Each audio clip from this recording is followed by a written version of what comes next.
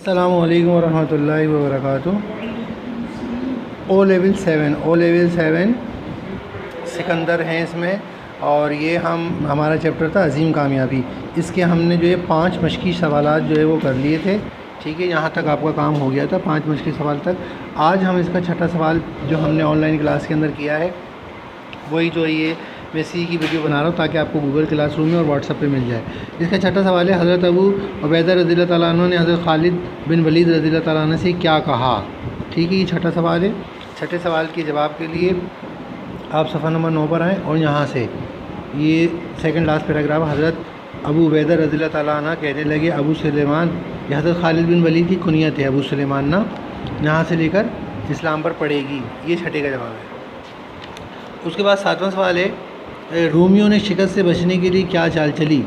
7واں سوال ہے، اس کے جواب کے لیے بھی صفحہ نمبر 9 پر آئے، اور یہاں سے حملے کی خبر رومیوں کو بروقت ہو گئی تھی، یہاں سے لے کر یہ 2 لائنیں ہیں، اور یہ اگلے صفحے پر پورا پیراگراف رومیوں کو امان دے دی، ٹھیک ہے، یہ 7ویں کا جواب۔ اس کے بعد سوال نمبر 8 ہے، اس مضمون سے آپ کیا سبق حاصل کرتے ہیں؟ اس مضمون سے آپ نے کیا سبق حاصل کیا؟ وعدہ وفائی کا، کہ مسلمان کبھی بھی جو ہے وہ وعدہ خلافی نہیں کرتا، بھلے سے اس کو نقصان ہی کیوں نہ ہو، بلکہ وہ وعدہ پورا کرتا ہے، یہ آپ نے خود لکھا ہے۔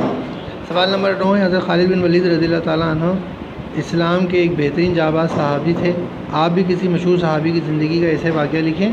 تو آپ حضرت حمزہ کا، حضرت عمر کا، حضرت ابو عبیدہ بن جراح کا، حضرت عبد الرحمن بن عوف کا، بہت سارے واقعات ہیں جو آپ اگر نیٹ پہ سرچ کریں گے آپ کو مل جائیں گے، تو ان کی زندگی کا ایک واقعہ اس کو مختصر کر کے لکھیں گے۔